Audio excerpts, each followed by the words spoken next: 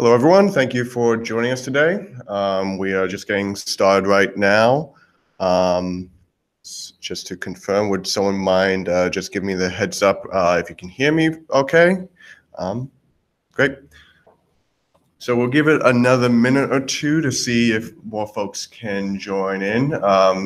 Thank you again for joining today during the Red Sox parade of all times. If you might hear some background noise during this presentation, we are literally broadcasting from City Hall, in which is a very large parade with confetti directly outside. So there might be some noise and sirens and such. So that's all right.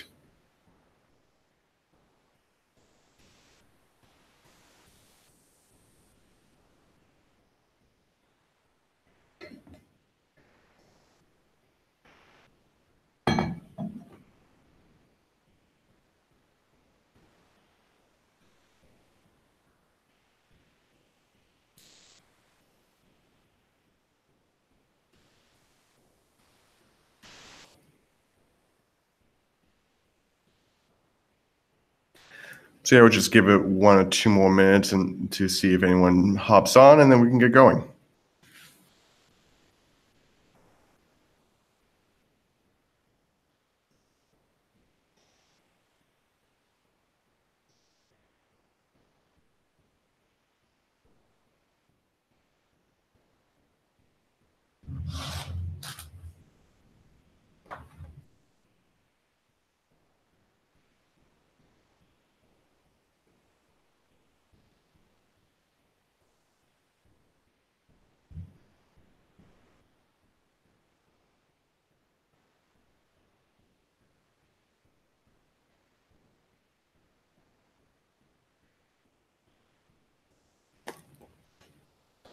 Okay, so thank you again for everyone joining today instead of watching the Red Sox parade. Again, you might hear some background noise. We all literally broadcasting from the center of the parade at the moment at City Hall.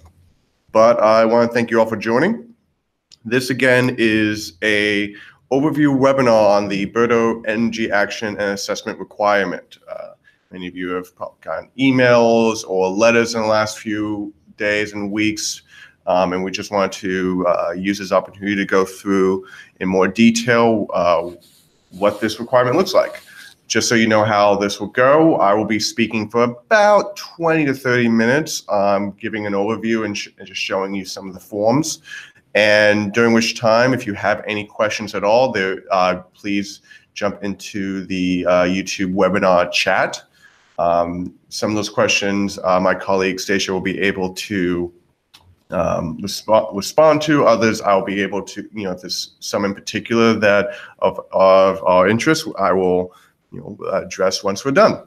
And just again, I'm Ben Silverman with the City of Boston's Environment Department, and thank you for joining us.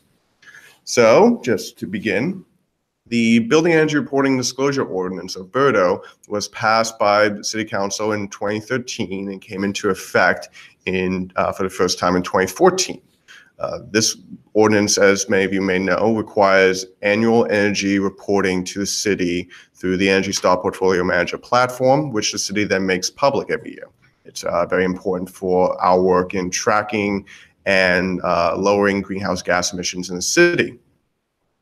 There's a second part of the ordinance and requirements that was part of the original ordinance, but some of you may not have been aware, so here we are. After 5 years, all buildings covered by the ordinance must perform either some form of energy assessment or some form of energy reduction action. This requirement is designed to help spur actions, help buildings lower the energy usage, lower the energy costs, and reduce the citywide greenhouse gas emissions. This requirement is incredibly important for the city's carbon-free by 2050 climate commitments. The over 75% of greenhouse gas emissions in Boston come from buildings, and about 50% of greenhouse gas emissions come from just the BERDO buildings, the 2,200 largest buildings in the city. So what is the Energy Action and Assessment Requirement? There are 3 main pathways to meeting this requirement. You could do an action, that is complete any combination of efficiency, renewable energy purchasing projects, anything like that that helps reduce your building's overall greenhouse gas emissions or energy usage over the prior 5 years. Also, improvements 15 points or more in the Energy Star rating system would qualify through that pathway. Now, you can do an assessment. Now, an energy assessment or energy audit is when a highly trained, qualified professional does a walk through your building, provides a building list of here are the things, here are the 10, 25 energy conservation measures you can do to save money, lower your emissions, and have a better performing building. Or lastly, your building can be already highly efficient, and that is by some third-party rating system, which could be Energy Star, LEED, or in some cases Zero Net Energy certified. Your building, if you're already highly efficient, it becomes more and more difficult to lower your emission 15%, and so this is an opportunity for those buildings who have kind of reached that high performance level to opt out of this requirement for the cycle. So things to note. Buildings only need to complete one requirement pathway. You don't have to do multiple ones. If you have a route to compliance through one, that's fantastic. You're good to go. And each of those pathways I've described have a lot of other options and variances that we'll be going through during this webinar. Whichever pathway you choose, though, we do want to see that you have provided us information, confirmation that you have completed that pathway no later than May 15th of your due year. So we'll go into when that is. But in some cases, or pretty much any cases, we are willing to offer a 6 months extension on that due date upon request. So if you are running a long time to get your documentation over, we want to see that people are complying. If you're a little bit late, it's not the end of the world. So who's covered? The Energy Action and Assessment Requirement covers all BERDO buildings, but 5 years after they are first covered by BERDO. Many of you might not know that off the top of your head. You've been doing this for a couple years, or maybe you didn't even have the building when it was first covered. But in general, this is tied to the size of your building. That BERDO was implemented through a series of stages, starting with the largest non-residential buildings and ratcheting down to the smaller, really medium-sized multifamily buildings. So for the first year of BERDO coverage was 2014, which covered non-residential buildings greater than 50,000 square feet. Those buildings are the ones that are going to have to show compliance in 2019. So that's May 15, 2019. And to run through them, 2019 is, again, 50,000 square feet or larger. 2020 is 50,000 square feet or 50 residential units for residential buildings. 2021, 35,000 square feet non-residential, really 35,000 to 50,000 square feet. And lastly is 2022, which is 35,000 or 35 units between that and 50 for residential buildings.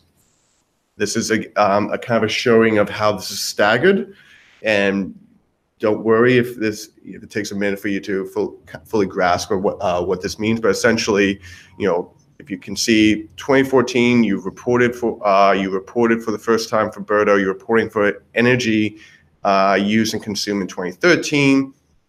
5 years after that date is 2019. And so that's when your data is due, and for the energy action assessment is due. And then just sort of staggers down like that. So, one other things to note is just to remind you that we do want compliance with all prior 5 years of BERDO reporting.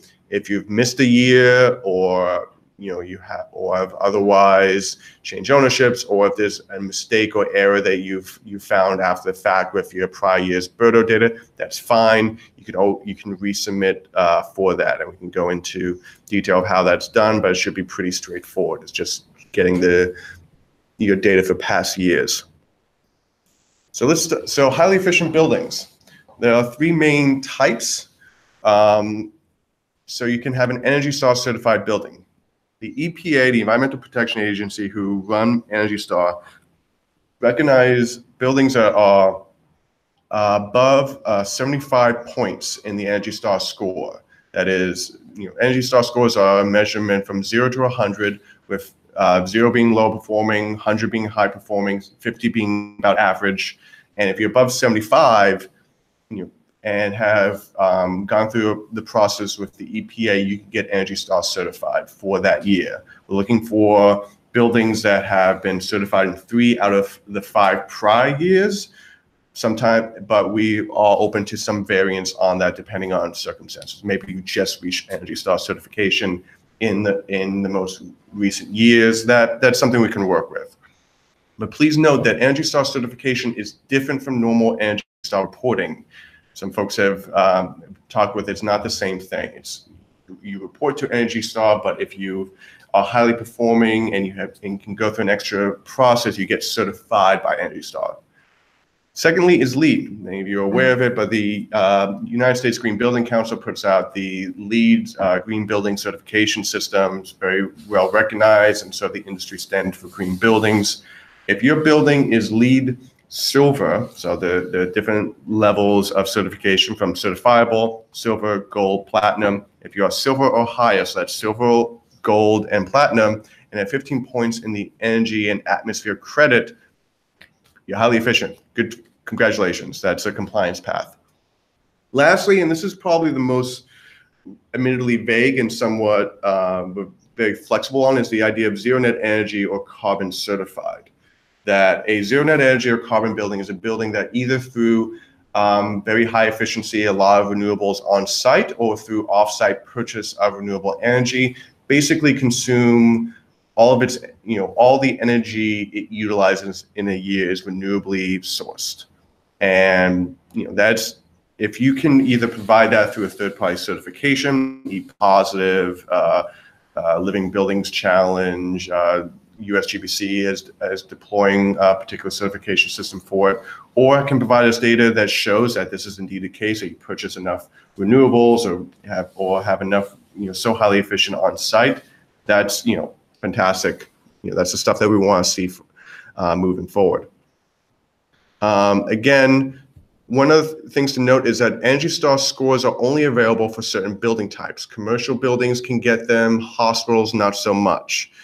As such, many folks will rightfully say, well, I'm highly efficient, but relative to the building type that is not eligible for this type of certification, how do I show that? Well, we're willing to work with you on that.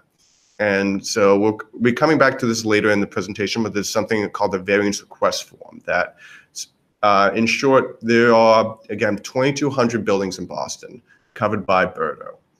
They cover a very wide range of different use types, and we recognize that not all these pathways are going to make sense for everyone. As such, if you can provide us documentation and narrative that shows that you are meeting the spirit of these pathways and requirements, but not exactly the terminology, we're willing to work with you to allow for some variances in this. So a case like that where you are not eligible to get an Energy Star score, but it can show that you're highly efficient relative within your building type topology, that's something that we would like to see. Next is the energy action pathway. Now, this is something that we all, as the City of Boston, are trying to encourage as much people to pursue long-term as possible, even though we do recognize that the year's almost done. This is coming up in May. Not everyone on this webinar out there for the first cohort of covered buildings will be able to achieve this, but in general, this is what, because this is an ongoing requirement, this is what we want folks to be putting their sights on. How are you lowering your emissions or lowering your energy usage 15% on an ongoing basis over a 5-year period? So roughly 3% a year. What we are measuring this by a number of different categories. So energy consumption, site energy use intensity, greenhouse gas emissions intensity. If any one of those pass that 15-point threshold, fantastic. That is a compliance pathway. Similarly, if you have gone through Energy Star certification, you get an Energy Star score, and that score has gone from, say, a 40 to a 55, fantastic, great.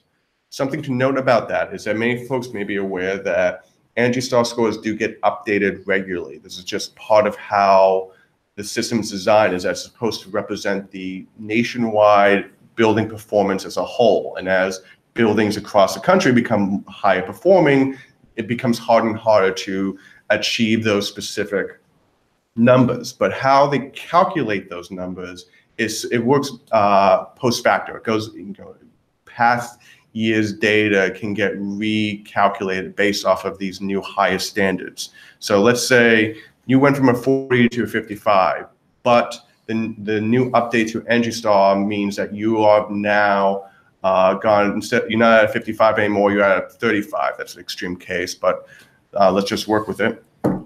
If you're at 35 now, very likely when you're at a 40 5 years ago, you're probably at like a 10 or something to that effect.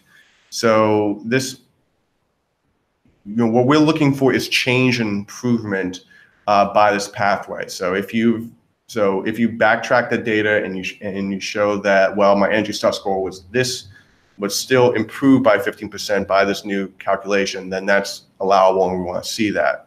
I understand that that explanation might be a little confusing, and so I'm happy to go more into detail in the Q&A if folks want more information, or we can work with you offline if you think this might be how you plan to comply. In terms of the types of actions, the city is trying to be very open and flexible on how you're going about this. So what matters is that emissions and energy use is being reduced, and the strategies and we want to allow for the market to have as much flexibility in figuring out how to achieve that performance goal. So on-site renewable, connection to district steam, off-site generated renewable electricity purchases, if you are, or just any other energy efficiency measures, or if you are part of a portfolio of buildings or campus of buildings with a joint energy master plan, that overall that site has seen that reduction in energy or greenhouse gas emissions. Those are all allowable and encourage compliance pathways for this. Further things to note is that, so that is the action pathway. The last is the assessment pathway. So this is for those buildings that, for whatever reason, that either you just haven't meet those sort of emissions or energy reduction goals. You're not highly efficient yet, but you want to become it. And the first step in becoming highly efficient is doing an energy audit, figuring out where your building is at, where are the low-hanging fruit and all the other potential efficiency improvements for your building. And so this requirement has it that at some point, it could be today, it could be in a month, it could be 4 years ago, but at some point in the prior 5 years before the due date, you have done an energy audit for your building. For 50,000 square feet or larger, that should be an ASHRAE level 2 type of energy audit. For 50,000 square feet and below, we're looking for around an ASHRAE level 1 or equivalent.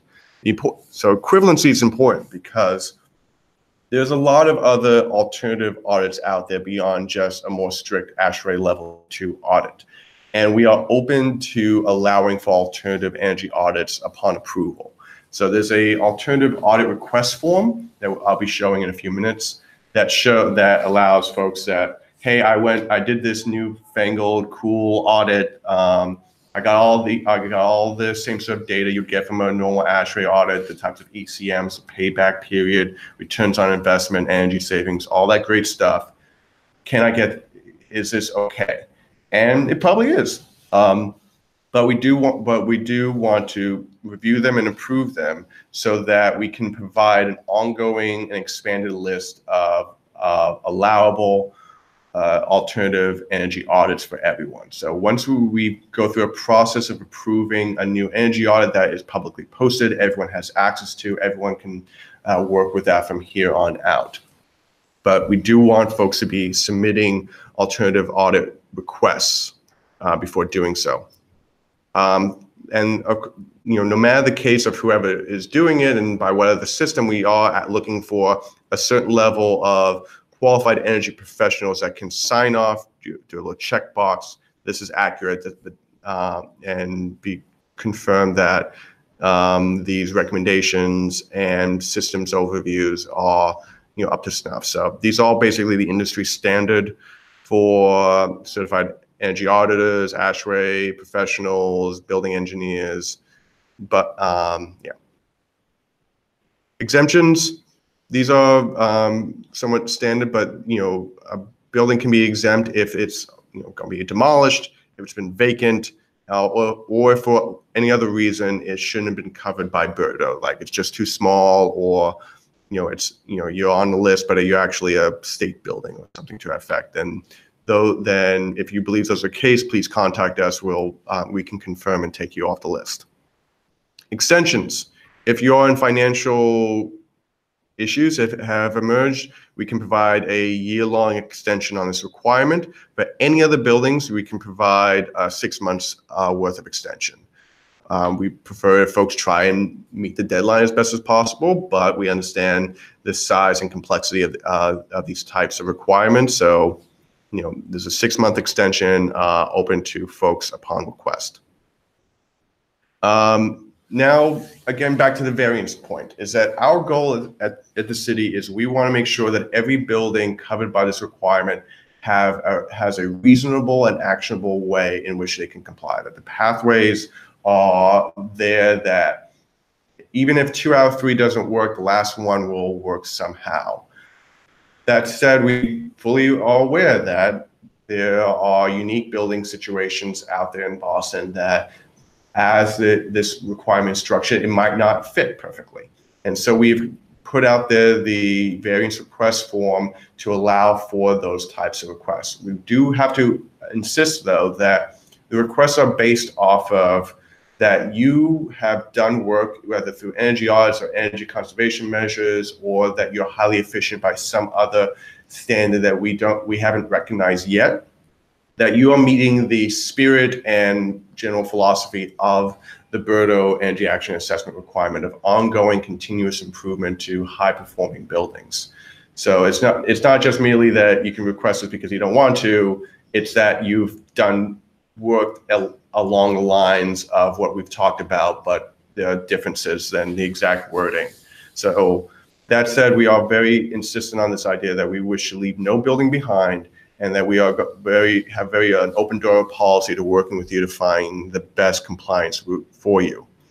And thank you. So we'll come back to this slide in a second, but this is just our all-purpose email address, our main Boston BERDO page, and the specific Boston Energy Action Assessment page.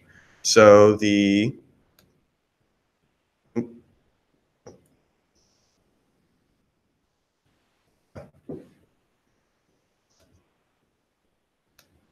So to begin, as many of you know, this is the Boston BERDO webpage. If you scroll down, or if you like, either just jump to the action assessment requirement, here's just a brief overview of what we've spoken about. Here is a link to the guide, which is just an overview of the requirement as we've talked about. There's also just go back to this other one. There is a link to the how-to guide, which goes into a lot more detail with some of these requirements and what this will look like in practice. Here's the list of the folks who are due and when. So, 2014, 15, 16, 17, all the different cohorts, the buildings, the locations, all that.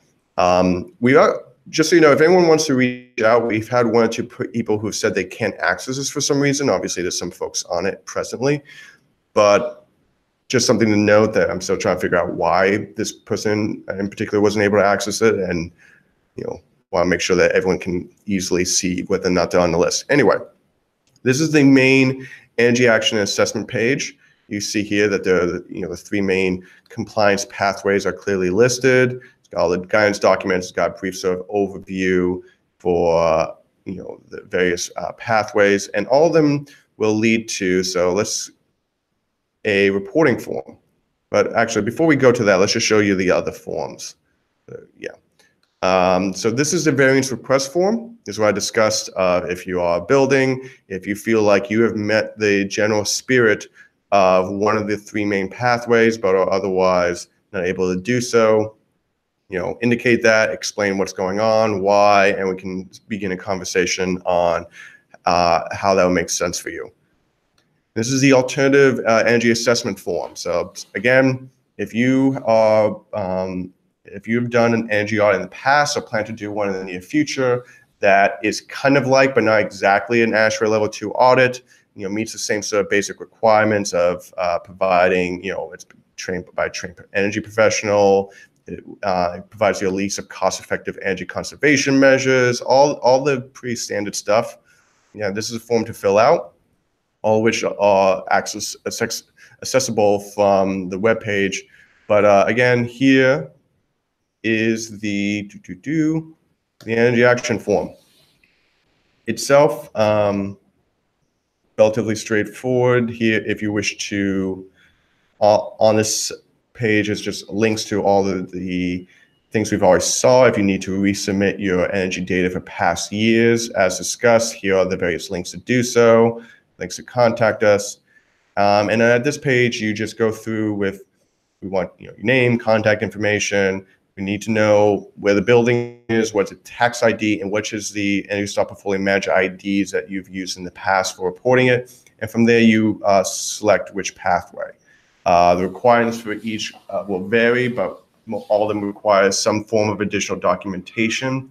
With highly efficient buildings, if you have a LEED checklist, that's what we're looking for to show that you've gotten LEED certified. Energy assessments, we want a list of ECMs and the different energy actions. The verification will vary somewhat, but for something like, say, if you want to show renewable energy credits as a proof of compliance with the offsite renewable energy purchase, we want like the copy of your of that. And yeah, that is the main of it. I think I can see that I think we got a couple questions so far, so I'm just gonna try and go through them after I drink a little water.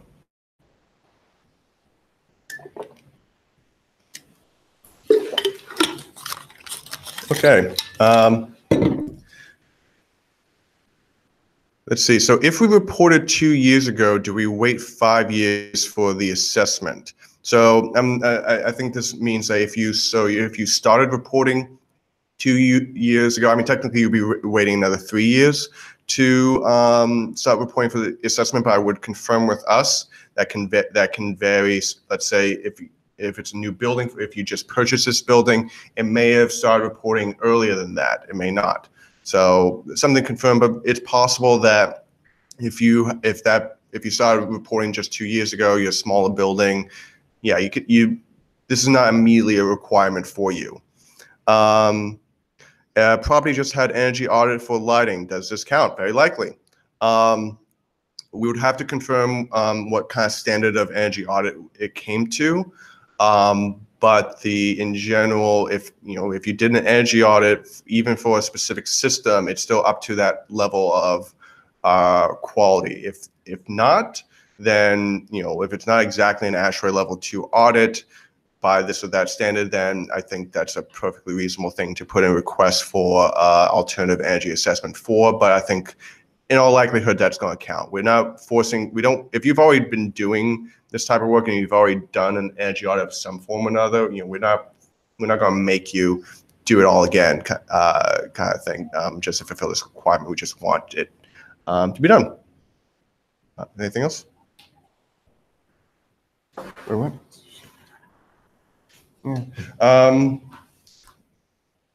Just to go in, this thing was pointed out. In terms of filling out the form, I'm just going to do one case here. So this is just City Hall. we want its parcel number. I don't know City Hall's parcel number at the top of my head, but it's usually something like that. And same thing with its parcel ID number. We're going to choose an energy action for this one. And so what we're going to say is, let's say we have at City Hall purchased enough, let's say we reduce our emissions by, I don't know, 10%, but we didn't get all the way to the 50% reduction threshold. So, but we did have a renewable energy purchasing. So we're going to note that we reduce our total emissions by 15%. But method is we had some energy efficiency project, but we did purchase offsite renewable energy. And so if we scroll down here, purchase of offsite renewable energy, we want to fill it, make sure that this form is filled out. And for that, we're going to use, I just nabbed a very generic carbon offset renewable energy credit form I found online. And you just add that form. So drag and drop, pretty straightforward. Something to note that you will need a Google or Gmail account of some form to fill this out. We do apologize for that. It's kind of annoying. And then just certify that's correct. And there you go.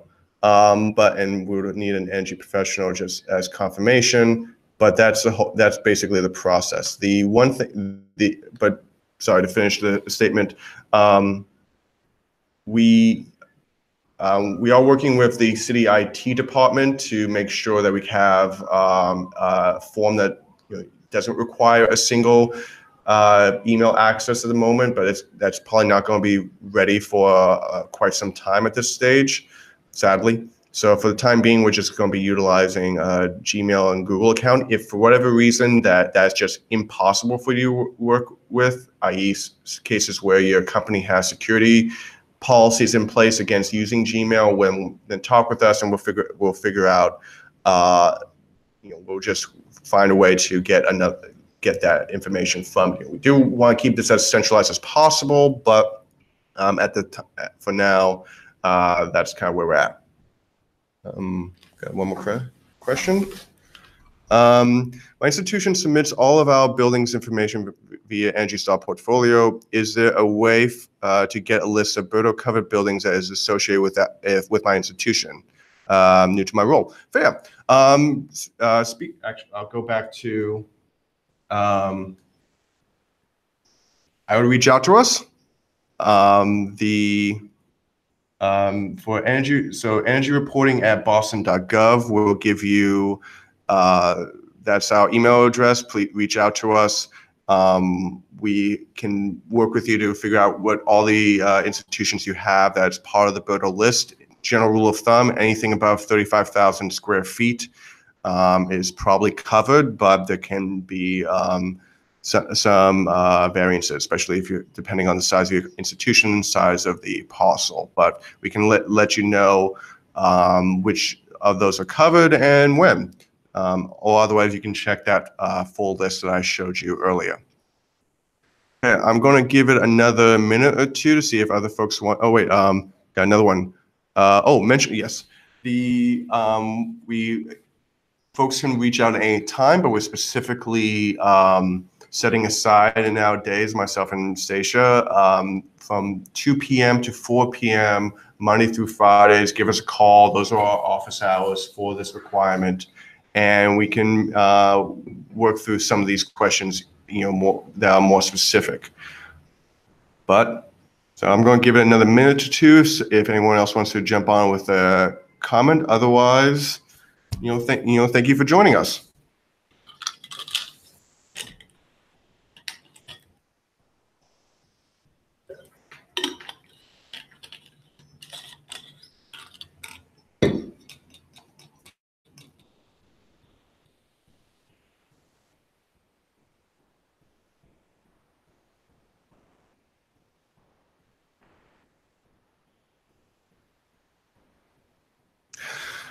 Okay, so I think that's great for now. Thank you everyone for joining us. We're going to be having 2 more of these, not next week, but the week after next week for if any of your other colleagues wish to hop on. But thank you so much for your time. have a good one. And, as sure everyone else is saying, go Red Sox. Thank you.